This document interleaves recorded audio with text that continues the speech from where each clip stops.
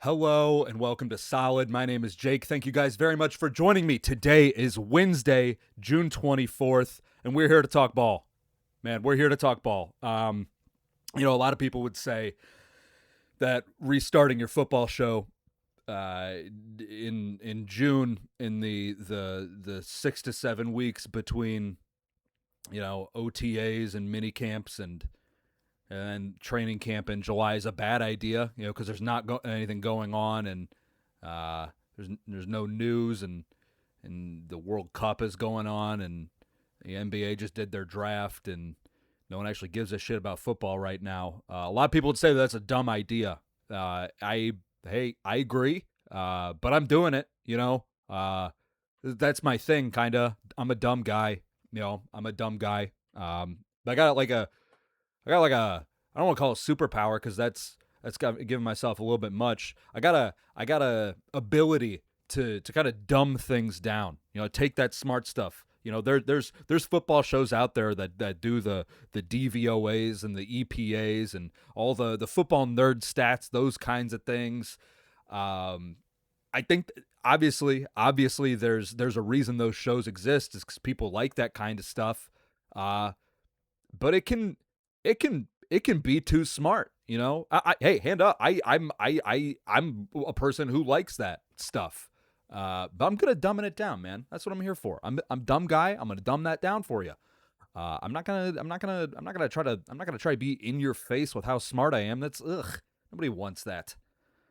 Some people want that, but I don't want that. You don't want that. So that's what we're doing. I'm gonna kind of go through division by division and break down what teams' off seasons have been, because that's what it is. It's the off season. It's not like real football to talk about right now. It's all about team building stuff. Like the changes that teams have made on their rosters, on their coaching staffs, and stuff like that. That's what we got going on right now. I feel like the best place to start is with the NFC West. I mean, they were the best division in football last year, and Seahawks, won the Super Bowl. That seems like that's a good spot to start, doesn't it? I don't know. Is there another? I feel like I'm not going to start with the NFC South. Like nobody. What do you care about the Saints? You don't. Well, you probably don't even give a shit about this, but maybe you're into it. Maybe you want to know what's going on. You know what? That's what I want to tell myself. You're listening to this because you want to know what's going on, and you wanted to explain to you by an idiot. That makes it sound worse for you guys. It makes it sound worse for you guys. You don't want it explained to you by an idiot. You want it explained. Maybe you don't even want it explained. I don't know. You're here. That's where I'm settling. You're here. You're listening. Let's get into it.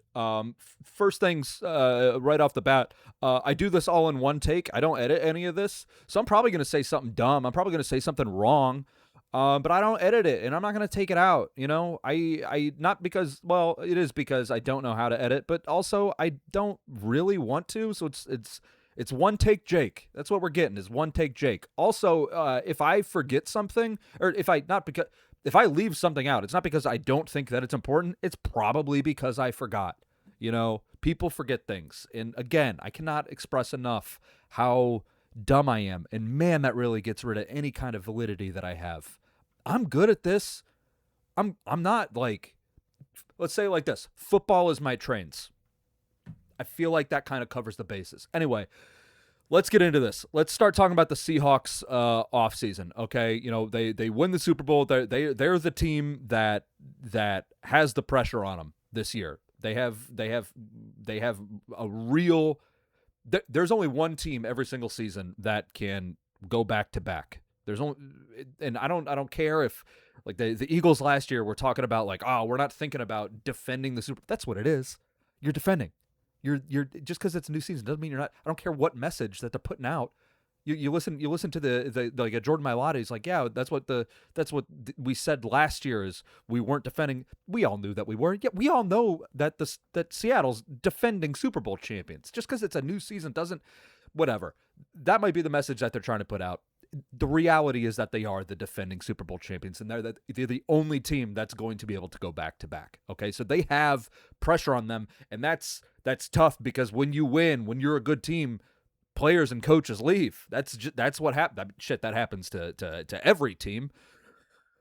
But if you win a championship, if you make deep playoff runs, some of those guys that leave they're like key players and key coaches and stuff like that. And that's what the Seahawks are going through right now. Okay, they lost Kobe Bryant, who's their safety. They lost Boye Mafe, who's their edge rusher. Not a big like sack guy, but he was a guy who got in the backfield and like he affected the game. He affected Pat, but not like necessarily through sacks. They lost Reek Woolen, their big, long, fast cornerback. I would argue that the biggest loss that they have is, I mean, it's not even an argument. If I say I'm going to argue this, it makes it seem like there's somebody that's going to be on the other side of it. That's everybody. They lost Kenneth Walker III. I mean, he was. If there was a Super Bowl MVP or if there was a playoff MVP, a postseason MVP, it would have been Kenneth Walker III. He was the Super Bowl MVP, so we like to stamp and put it right in your face. But there's a problem. They lost him because they also lost Zach Charbonnet. I mean, this is what it's been for like the past like 3 seasons. It's been Zach Charbonnet and Kenneth Walker have been splitting work in the backfield. Zach Charbonnet goes down in their first postseason game with like they messed up his knee. I think it was an ACL, something like that. Jacked up his knee late in the in the postseason, late in the season. He's probably going to be gone the entire season. So that really just left them going into the offseason with George Holani, and then they signed Emmanuel Wilson in free agency. Not 2 guys that you necessarily want your running game to be based on. Not like proven guys by any sense of the amount. Like Emmanuel Wilson had some chances, had some good spots in his career. Like last year, when Josh Jacobs went out, he had his chance. He's not bad. He's not a starting level running back that you're gonna base your running game on. But they lost Kenneth Walker, and that put him in a bad spot. So. The first person that they drafted in the draft was Jadarian Price. He was the second banana behind Jeremiah Love, who the Cardinals, we'll get to that, drafted 3rd overall. His whole thing, he's never been the guy. He's been the guy behind the guy. And now he's going to have to be the guy and then have the guy behind him. It's not necessarily what you want. Like going into the draft, if the Seahawks weren't in this situation, like there's 100% chance that they're trading that 32nd pick and then going to get more picks out of it. But they really only had the one option was to draft Jadarian Price. He's good, he's fast, he's explosive, can make guys miss on the outside, on the perimeter, stuff like that. But again, he's only ever been the second banana. So we'll see how that works out for him. In the draft, because they did lose Kobe Bryant, they drafted Bud Clark, safety out of TCU. Tall, 6'1", 188 pounds. Skinnier dude. He's got good ball skills. Let's stay positive. Let's not bring up negatives about him. He's 6'1", who gives a shit about the weight? He's 6'1", he's got good ball skills. When he comes down closer to the line of scrimmage, he doesn't look like he's lost. Those are all positives. We're not going to bring up negatives. The offseason, let's stay positive. Small guy. And then they also drafted, I'm just going to bring up their first 3 picks, and then also Julian Neal, cornerback from Arkansas. Tall, 6'1", 202. Bigger, relative brick shithouse, I would argue. The big corners aren't they're not normal. Tariq Woolen he's big, long, fast guy. Kind of an outlier for that. Again, not bringing up negative stuff. He's big, and they drafted a corner. So, they decided to pay Josh Jobe, which is good. So it's going to be Josh Jobe and Devin Witherspoon. And then at safety, probably going to be Julian Love and Ty Okada, unless Bud Clark really does kind of stand out there. So their defensive backfield's not in a bad spot. Again, Devin Witherspoon, they're going to have to pay this guy this offseason. And it's going to be, the sooner they do it, the better for them and the worse for everybody else. There's not really another cornerback out there, I don't think, that's going to really get affected by Devin Witherspoon's contract that he signs. I imagine he's going to be the highest paid. He's going to be probably going to reset the market. That reset in the market, that gets thrown around a lot. If you don't know what that means, think about it like if it floods, okay, they build a levee like around a river. This might be real dumb. I'm in the Midwest. I'm in St. Louis. and there's fucking three rivers, two rivers, Missouri and Mississippi. They join call it three. I don't care how many rivers. What happens is that when it floods, you build up the levee, and then you build up the levee higher, so it stops flooding where you are. Okay, that pushes all the water downstream. So then the people downstream have to build up their levees even higher. That's kind of what resetting the market is. These people build the walls up real high with paying a guy, and then people downstream are like, well, fuck, man. Like, what the hell? So they have to pay probably lesser people, definitely in this case, lesser people than Devin Witherspoon. They have to pay them more. It really just like raises the floor for what that position is going to be worth, if that makes sense. That might have been too dumb. It might be too dumb. But yeah, those are the main changes that they've got going on this offseason, player-wise.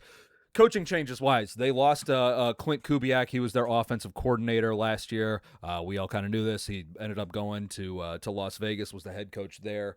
Brought a bunch of guys with him. So now their new offensive coordinator, and this is really the biggest kind of question mark that I think I have going into the Seahawks season. They got this guy Brian Fleury. He's their new offensive coordinator. Never been an offensive coordinator. He was the tight ends coach with the 49ers for the past 5 years. So it's good, that he stuck around a Kyle Shanahan system for 5 years. Never been a play caller. And that's trouble, because Sam Darnold's still their quarterback, and we've seen Sam Darnold be really good, and that's when he's had good offensive coordinators, good play callers with him. When he was when he was with the Jets, it was dog shit. It was just dog shit around him, and he was also dog shit. Went to Carolina, some more dog shit, and then I guess he did his little rehab stint in San Francisco, but then he went to Minnesota with Kevin O'Connell. Good offensive coordinator, good play caller. He plays awesome. Goes to Seattle, plays with Clint Kubiak. Good offensive coordinator, good play caller. Sam Darnold's awesome for the most part. We don't know about Brian Fleury, man. We don't know about this guy, because yes, he's coming from the Shanahan tree, which is great. That's great. He's bringing a scheme with him. But did the Seahawks hire a guy who is bringing? Did they hire a scheme, or did they hire a guy? Because you can bring that brain in there, but if that guy can't explain and teach that scheme to people, then who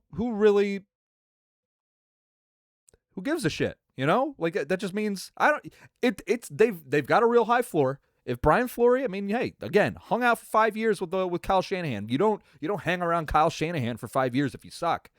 But we don't know. We don't know. Again, not being negative, we don't know. He could be awesome. Could suck shit. We don't know, and we'll find out. So that's kind of what the Seahawks got going on. Going to the Rams. Rams are in they've made some moves. That people that they lost this year, they lost Ahkello Witherspoon, they lost Kobe Durant, Tutu Atwell. And they lost Jared Verse. They lost him. They traded him to the Browns. This is part of that Myles Garrett trade. Really kind of just encapsulates the entire Rams season, is that there are 99% of the things that they've done this offseason, they are Super Bowl or bust. They've done everything that they could do to set themselves up to win a Super Bowl. Okay? Everything that they've done. Except for the one thing, which was when they picked Ty Simpson, the quarterback out of Alabama, when they picked him 13th overall. They got Matt Stafford, reigning NFL MVP. They got Myles Garrett. They traded for Myles Garrett, the best defensive player. I would argue the best football player in the NFL right now. Certainly the best at doing his job. The guy just set a record for the most sacks in a single season. They're set up to win, but then they drafted Ty Simpson. There's been a whole lot that's been made out of this, but what it really comes down to is that the guys that they didn't draft, okay? Because the Rams, their weakness really is they don't, behind their starters, they don't have anything. It's their starters are all awesome. Man, they traded for Trent McDuffie. They signed Jalen Watson. Both of the guys are the two cornerbacks from Kansas City, which is one of their big weak spots last year. Was the Rams' defensive backfield, their corners specifically. They fixed that by getting two really good guys. Everything that they have starting is sick. Behind that is just a bunch of nothing. Like their offensive line rocks, but then you get Alaric Jackson, their left tackle. He just had like another thing with the law. Like I don't know if it's like his second or third one. I'm pretty sure it's his second thing with the law. Maybe like stalking somebody or probably beating somebody. I'm not entirely sure. Not a good thing. A bad thing that he did. The depth on their offensive line is not good. They're wide receivers. They got Devontae Adams and they got Puka Nacua. Behind them is Jordan Whittington is their wide receiver 3, and then they also got a shitload of like tight ends and stuff like that. But Devontae Adams dealing with all kinds of injuries. His hamstring. He's an old guy. He's 32 years old. I think he's gonna turn 33. He's 32 years old right now. He's an old guy. Puka Nacua. That guy. He plays like a lunatic. He gets hurt a lot. And also probably not a good guy either, it turns out. But there was a couple years ago when he did like an interview and he's like, yeah, I actually don't eat vegetables, which I think that rocks. Don't eat vegetables. That's sick. And he's like, I only eat watermelon and something else because you got to poop somehow. It's like, this guy's funny. And then turns out he like did some like anti-Semitic stuff and he's like, oh, I didn't realize that was anti-Semitic. It's like, oh, you might be an idiot. And then that he did it again and then bit a woman at the same time. It's like, I think he's an idiot. I think he's either an idiot or a bad guy. Why not both? Regardless, that's a long way to go to say that they don't have a whole lot of depth behind anywhere, really. So they drafted Ty Simpson when there was what, like 4 more offensive linemen that were drafted in the first round only, and then I think 2 or 3 more wide receivers, Mekhi Lemon, Casey Concepcion, and Omar Cooper Jr. were all wide receivers, first round talent wide receivers who were drafted after the Rams decided to get Ty Simpson. So it's like they don't have a lot of depth, and they really kind of squandered an opportunity to get that depth. And then on top of that, like, say something goes wrong. Okay, say something goes wrong. Say Puka Nacua gets his brain scrambled some more. Somebody goes down. They don't have right now for their 2027 draft. They have a 2nd round, a 4th round, 5th round, 6th round, and 7th round. You can't really if I don't think that they're going to trade a 2nd round pick like later on in the season. I don't think that they're going to be willing to trade a 2nd round pick to get a guy to like backfill. You know what I mean? Like they can go out and try to trade for somebody, but if they trade a 2nd round pick, that means they're not gonna pick in the 2027 draft, which is supposed to be a good draft until the 4th round, because they traded the 1st round pick for Myles Garrett and the 3rd round pick was in the Trent McDuffie trade. Like they just don't really have the resources to be able to kind of backfill guys if they go down. They could trade that 2nd round pick, and that would solidify them as being the most all-in team right now, and unnecessarily burning the bridges and the boats and all that shit behind them. But man, it's again, they could be great. They're set up to be great. They're the Super Bowl favorites right now. When's the last time a Super Bowl favorite, like early in the offseason, was the team that actually won? Probably, I don't know, maybe like 2023 Chiefs or something like that. But still, like, it's, I don't know, man. It's risky. It's risky what they're doing. Again, everything that they have right now fucking rocks, dude. It's such a good team. They got talent everywhere, and the 2 best people in the NFL at their jobs, Matt Stafford and Myles Garrett. They're in a real good spot. It's just, woof. 2nd round, they got Max Clare, not the 2nd round. Their 2nd pick was Max Clare, tight end out of Ohio State.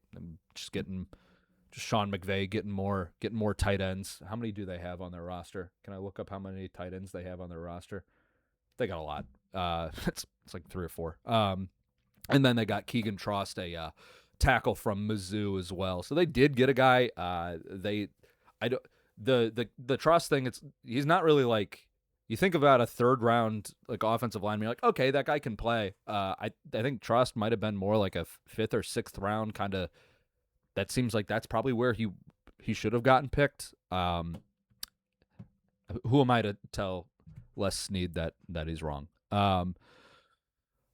So yeah, they lost 4 guys. Jared Verst was awesome and young, but they traded him in the Myles Garrett thing. But that man, they're good. They're real good. There's not really much else you can say about that. As far as their coaching changes went, Mike LaFleur, their offensive coordinator, he went to Arizona to be the head coach there. Their new offensive coordinator is Nate Scheelhaus. He's been with the Rams. And they also hired Cliff Kingsbury too, which good for him. I'm sure this is going to be like some kind of rehab year for him as a coach. And then he'll be back in the offensive coordinator, and some dumb team will hire him again. But no, I mean, what can you say? It's a good team. It's a really good team. They're set up for success. They just got to stay healthy, or else they're going to be a big old fart. Next team that we're talking about is the 49ers. 49ers, brother. They're old, man. They are an old team. You know, Christian McCaffrey's old guy, Trent Williams, old guy, George Kittle's an old guy. Their defense is a little bit. This is all on their offense, which is, I mean, when you think about the 49ers, especially last year, because their defense was all kinds of hurt and everything like that, but their offense is really what made everything go. And they're not getting any younger now. It's a Kyle Shanahan offense. I'm sure they're still going to be able to do good, but woof.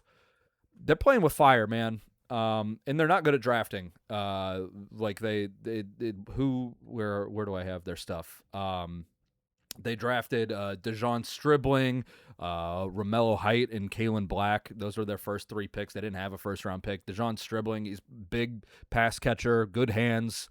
Romello Height, he's a defensive end from Texas Tech. He's an odd cat too, man. He's all arms and legs. It was like I don't know, like Kirby, but if Kirby just had real long arms and legs. No, Kirby's not a good. I don't know. He's just all arms and legs. He's fast. He doesn't have much ass. He's like a pass rush only kind of guy. And if he gets locked up, then he's out. But yeah, he's all arms and legs. And then Kalen Black is the running back from Indiana. He's not really good. He's like a perfectly fine pass catching back. He's quick. I think he's probably the kind of guy that's going to have to fight for a roster spot. On any other team he would. But it's the 49ers. You're playing behind Christian McCaffrey. I don't know. They're just an old weird team. And then they did lose. Okay, the guys that they lost, let's get back on track. They lost Juwan Jennings, wide receiver, Spencer Burford, the guard, Jordan Elliott, who's a defensive tackle. These are the important people that they lost, the key players, I should say, that they lost. Jason Pinnock was their safety. D. Winters went to Dallas in a trade. Who did I say somebody traded before? Dante Fowler. Dante Fowler was at the Seahawks. That was not a trade. What did I say? D. Winters, the linebacker from Dallas. He can play pretty much. He can be a edge guy or a linebacker. And Kendrick Bourne, another wide receiver. In order to backfill that, their big move that they made this offseason was trading for Mike Evans. Mike Evans, also an old guy. Now, everybody knows that the dude he's going into year 13. For his first 11 seasons in the NFL, he had over 1,000 yards. The guy's going to be a first ballot Hall of Famer probably. Last year, and my whole thing with Mike Evans is that I was always going to just ride him until I was going to be on his team until the wheels fell off. And then last year he had a bad quad. I think it was a quad. It was either quad or a hamstring. He had a bad leg tear or sprain, whatever the hell it was, caused him to miss a lot of time. But it wasn't just that. He also had a concussion that caused him to miss time. And then he had the broken collarbone too. If there are wheels falling off on anybody, I would argue that 3 injuries in your year 12 of the NFL that caused you to break your 1,000-yard season streak. And also, by the way, that 2024 season, I think he got targeted 14 times and had 8 catches for 89 yards to get over 1,000 yards. So it wasn't like he comfortably got 1,000 yards in 2024 and then fell off in 2025. It's kind of like 2024 wasn't perfect, but he got there, and then 2025 happened. The wheels fell off. So Mike Evans definitely can be good. We know that he can be good, and we've never really seen him in this kind of an offense, like a Shanahan offense that's the scheme lord offense. I'm sure he will be. But, man, that's fire that you're playing with there, Hoss. That's some fire you're playing with there. They also got Christian Kirk, another wide receiver, Jack Jones, the corner. They got back Dre Greenlaw. He's the one that fought Big Dom. And then they also got Oza Odigizua in the trade with Dallas, the defensive tackle. I think they did pretty good on that trade. But yeah, as far as the draft goes, when it comes to the 3 guys that they got, when it comes to the 49ers drafting people, just assume they did a bad job, and you're probably right. Just be like, oh, the 49ers draft, and then you look at all their names, and then be like, oh, they probably picked them at least a round or 2 early. So that's what they did. As far as their coaching changes, Robert Saleh took the job in Tennessee, the head coaching job. So their new guy is Raheem Morris, who just got fired from Atlanta. They did a notable guy that they got. They got Matt Eberflus as an assistant defensive coach. Is that what you want? I would argue probably not, especially when your defense was the so terrible. And then their tight ends coach, like I said, Brian Fleury, went to Seattle. I don't know. It's a weird team because that age can absolutely sneak up and just slaughter them. And I think that there's a decent chance that it will. Christian McCaffrey touched the ball like over 300 times last year. Like man. It's a tough spot. Now, on the other side of the ball, their defense is going to get healthy. Nick Bosa was out the entirety of last year. Fred Warner out. Everybody was dead on their team. Their defense was so bad, and it was all due to injuries. Those guys are going to be coming back. I'm sure that that's going to take a step forward. I think there's going to be a big shift in that team where the defense is going to be the thing kind of dragging them along. However, I could be very dumb saying that. I'm dumb saying that. I could be very wrong saying that. But that's just something to keep an eye on. I'm just saying that. I'm just saying, hey, somebody asks you about the 49ers, be like, man, that offense is getting old. That offense is getting old and getting a lot of wear and tear. I don't know. Oh, and then also, yeah, like I mentioned, George Kittle, he tore his Achilles in the postseason against the Eagles. He tore his Achilles. He probably ain't going to be back till I think he is aiming for October or something like that. I don't know. I think, and he's very important to that team in the way that offense runs. Oh, it's weird. It's weird. So these 3 teams: the Seahawks, the Rams, and the 49ers. Those are the main guys in the NFC West. Everything about these teams can go really well. If Brian Fleury rocks, if the Rams stay healthy, if the 49ers age doesn't matter just yet, and Mike Evans can get back on the right track and upgrade that passing game in a way that we've never seen. I mean, they had Deebo Samuel, but Deebo Samuel and Mike Evans, 2 very different players. There's a wide receiver that we haven't seen in this offense. If they can do all that, and then the defense gets healthy for the 49ers too, if they can do all this is going to be a fucking dangerous division, but things could also just bottom out, man. Things could bottom out, and this could be a bad division. Staying positive. That's not going to happen. Everybody's going to do great, and all 3 of these teams are going to make the playoffs, whatever the hell. I don't give a shit. But the last team, and I think that this is probably a disgustingly sicko type of way, Cardinals. The Arizona Cardinals might be the most interesting team in the division. Do I even believe it when I say that? I'm going to say that again. The Arizona Cardinals are the most interesting team in the NFC West. I feel like I want to believe that, but I don't actually believe it. So they don't got a lot going on. They hired Mike LaFleur. like I said, the Rams offensive coordinator. That's good. That's good. Seems like a smart guy. He did cancel one of their mini camp things. One of their mini camp practices. And he did it because they're going to get an extra week of work because they're playing the Panthers in the Hall of Fame game, which means that their training camp starts sooner. I don't know if I'm the new head coach of the Cardinals and I kind of want to change, and I'm not. If I were, I think that I would probably try to get as much work as possible for my guys. Maybe it is just one day of mini camp and it's just in shorts and shells, like it just in shorts and in a helmet, like it's not actually football that you're playing. It just seems like it might be. I don't know. It seems weird, right? Like it seems weird that they're doing that. And then also, so he said that it was because they're he wanted to give the guys more break, but they also didn't do like a deep postseason run or something like that. And again, it's just one day of practice, but they only have like 10 days, 11 days of these practices. I just feel like taking as much of advantage of, especially for a new offense that these guys are running. Like I don't know.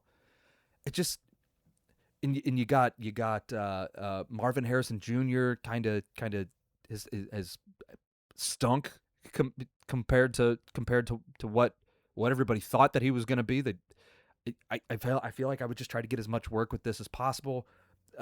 Jacoby Brissett is holding out because he wants a new contract, which is brutal. So it's Gardner Minshew and Carson Beck. What happens if what happens if you guys don't agree on anything with him and it's going to be Gardner Minshew and Carson Beck? Don't you want those? I don't know.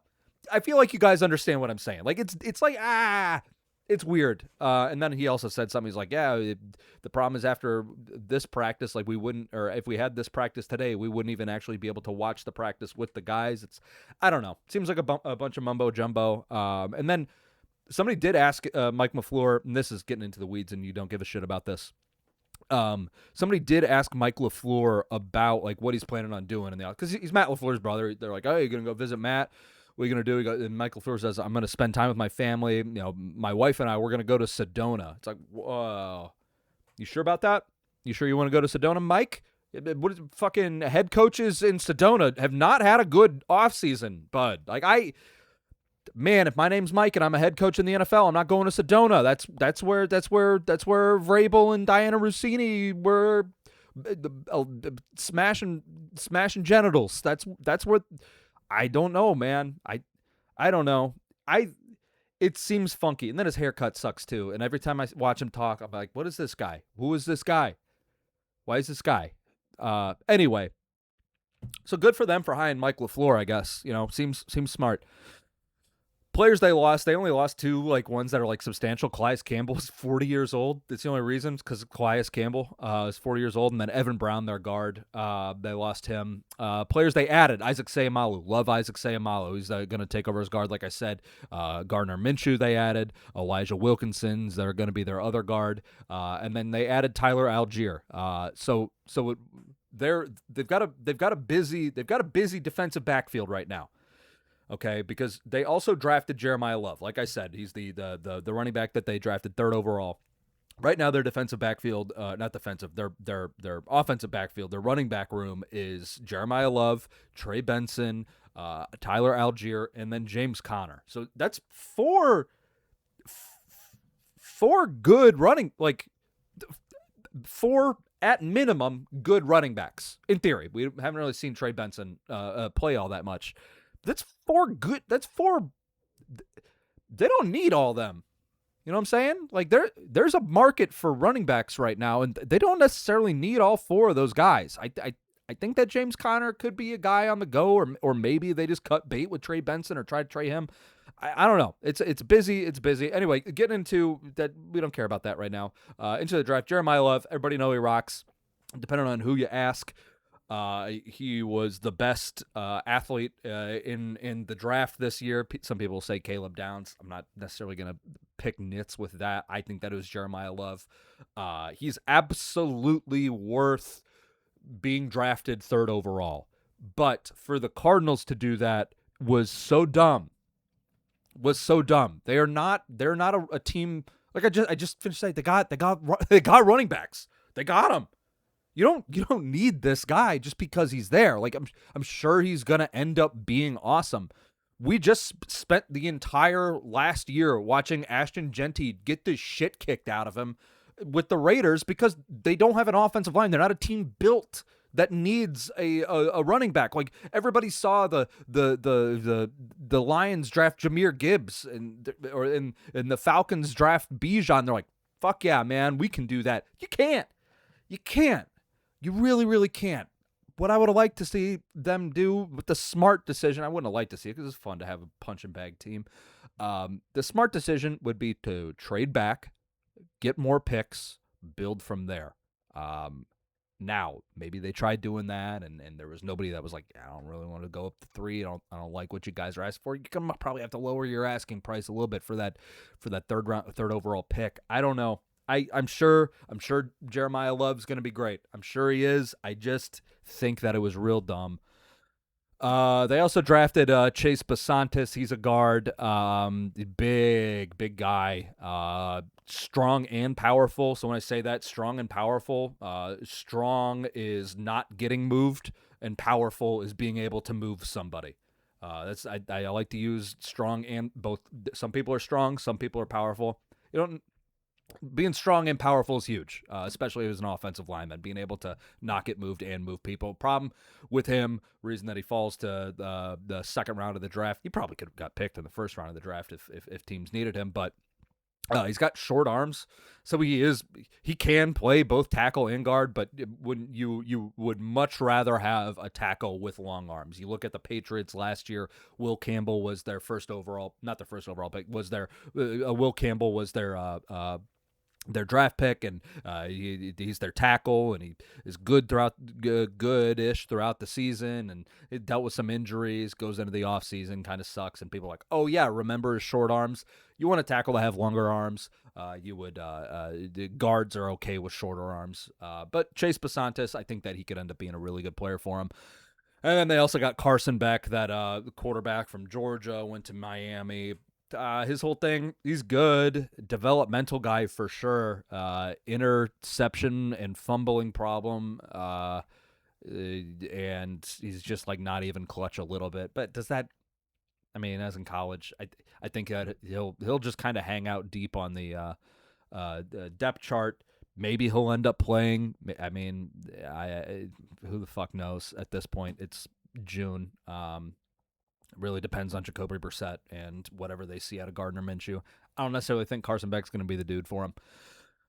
Their coaching changes that they made, Jonathan Gannon, they fired that rat. He was their head coach from 2023 until last year. He sucks. He's an awful coach, and he's bad at a lot of things, and he steals valor. Not military. He steals. He said that it was his idea for Nick Sirianni to stop calling plays in 2020 or 2021. When it's like, no, it actually wasn't you. And I dislike Jonathan Gannon, that rat. So now, like I said, Mike LaFleur, their offensive coordinator, Drew Petzing, went to, I believe, Detroit. So their new offensive coordinator, to make it worse, to make their whole thing worse, is Nathaniel Hackett. I thought we were done with Nathaniel Hackett. I thought we were done with him. He was the one that went from Green Bay to Denver, and he sucked there, and then he went to the Jets to be with Aaron Rodgers, and they sucked there, and he's the OC with the Cardinals. He's not going to be calling plays or anything like that, but because it'll be Mike LaFleur. I'm assuming that it'll be Mike LaFleur. Yeah, but yuck. So that's what we got. Those are the 4 teams in the NFC West, the Seahawks, again, I think it comes down to Brian Fleury being able to really get the most out of Sam Darnold. I trust that defense a whole lot. For the Rams, if everybody can stay healthy, they're going to be great. They're going to be great in battle. It's I don't know. That's a counting on health in the NFL is something you should never do. And then the 49ers, old, again, kind of a health thing. I think that their big thing is going to be Mike Evans upgrading that passing game, and then their defense is going to get better just because they get healthy. And then the Cardinals, it's just weird shit that they're doing. They're just doing, maybe that's what I mean. Maybe, when I was saying that I think that they're the most interesting team in the NFC West, I don't think I believe that. I think they just do weird shit. They're just doing so much weird shit, Like, what do you, it's weird. It's weird from top to bottom with them. But yeah, that's what we got going on. That's the NFC West. This is just the first episode of this. Thank you guys for listening and paying attention, maybe. I'll be back. I'm going to do this. I'm going to keep going through the rest of the NFL. But until next time, this has been solid. My name is Jake. Maybe I'll come out with something so I'm not just doing this and do some rankings that nobody gives a shit about. Anyway, I will talk to you next time. Bye.